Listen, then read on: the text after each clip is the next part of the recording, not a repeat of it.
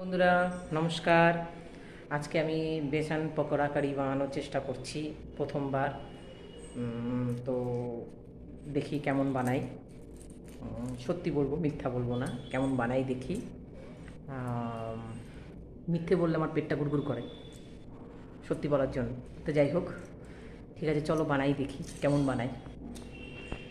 যে বেসন পকোড়া কারির জন্য বেসন নিয়ে নিয়েছি, কোনো মাপঝোপ করিনি, কারণ আমি আন্দাজটা খুব ভালো করতে পারি, তাই আন্দাজ ছাড়াই মাপ ছাড়াই আমি নিয়েছি। নিজের আইডিয়া দিয়ে সব করবো, কোনো মাপঝোপ নেই। ঠাকুরের ইচ্ছা ভালোই হবে, দেখি কেমন বানাই। বেসন কারির জন্য বেসনকে দুভাগে ভাগ করে নিয়েছি। তো এটা দিয়ে পকোড়া বানাবো, আর এটা দই দিয়ে বেসনের কারিটা বানাবো। এই বেসনের কারিতে আন্দাজ মতন দই দিয়ে দিচ্ছি। দই বেসন এরকম করে মিলিয়ে রেখেছি। এখন এর মধ্যে নুন হলুদ সব দেবো। এই 2 চামচি হলুদ দেবো, লাল লঙ্কার গুঁড়ো দেবো 2 চামচি, এখানে দেবো 1.5 চামচি নুন। ভালো করে জল দিয়ে মেলাবো। এই যে রেডি হয়ে গেছে, পরে আরও জল দিতে হবে, আপাতত এইটুকুনি থাক। এবার পকোড়া রেডি করি। 1 চামচি পকোড়ায় 1 চামচি নুন দেবো, 1 চামচি হলুদ দেবো, 1 চামচি লঙ্কার গুঁড়ো দেবো, সামান্য একটু খাবার সোডা দেবো, একটা ছোট্ট গোটা পেঁয়াজ দিয়ে দিলাম, ওতে কিছুটা ধনেপাতা দিয়ে দিয়েছি। এবার এটা ভালো করে জল দিয়ে মিলিয়ে নেব। এই যে ফেটে নিয়েছি বড়া করার জন্য। এবার বড়াটা করব। এই কড়াই বসিয়ে দিয়েছি, একটু তেল ছিল, আর একটু তেল দেব। এই তেল গরম হয়ে গেছে, এবার পকোড়াটা ছাড়বো।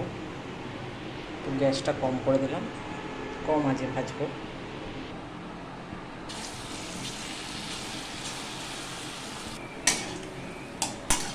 এবার ভাজছি, আর একটু ভাজবো। এরকম বানিয়েছি, সব কটা এইভাবে ভেজে নেব।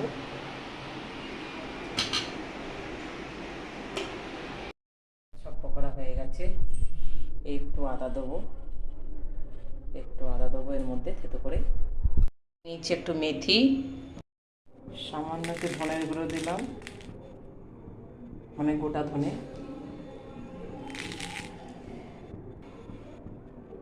একটু জিরে দিলাম,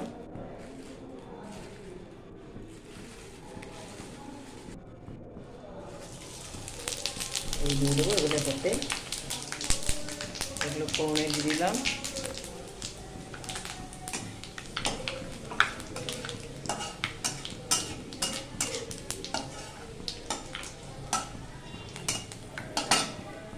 এই ফোড়ন দিয়ে দই বেসনের কারিটা ঘোলটা আমি ঢেলে দিয়েছি।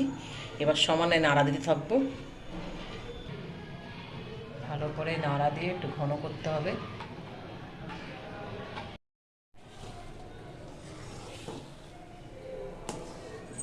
আমি সামান্য একটু চিনি দিয়ে দিচ্ছি। ভালো করে ফুটে গেছে। এবার এইগুলো দিয়ে গ্যাসটা বন্ধ করে আলাদা তড়কা লাগাবো। তো আমি তড়কা লাগানোর জন্য ধনে, গোটা ধনে, জিরে, 4টে শুকনো লঙ্কা, একটু হিং নিয়েছি দেবো। এই কারি পাতা দেবো ফোড়নে, লাস্টে ধনে পাতা দেবো।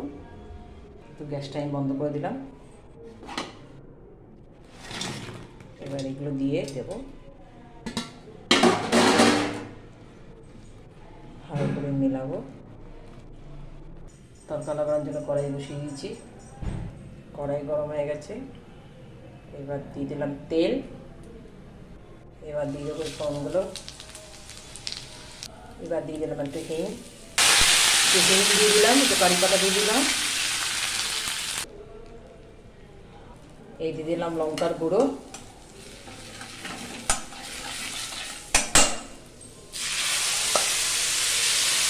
এই হয়ে গেল তড়কা।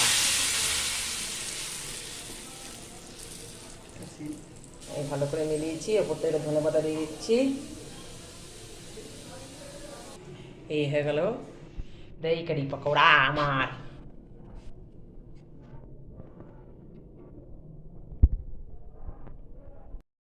না মা, প্রথম বানালাম, খেয়ে বলো কেমন হয়েছে। ঠিক আছে, অ্যাকচুয়ালি যাই না, কোনদিন খাইনি, যাই না কেমন, শুনলাম দেখলাম তাই বানালাম।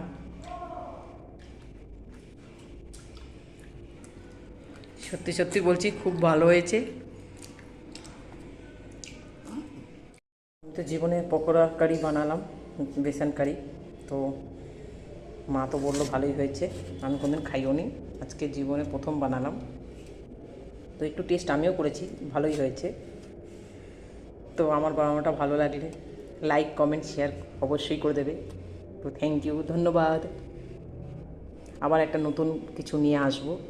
আমি সবসময় আসতে পারি না, কাজে কর্মে ব্যস্ত থাকি, তো তার ফাঁকে চেষ্টা করি।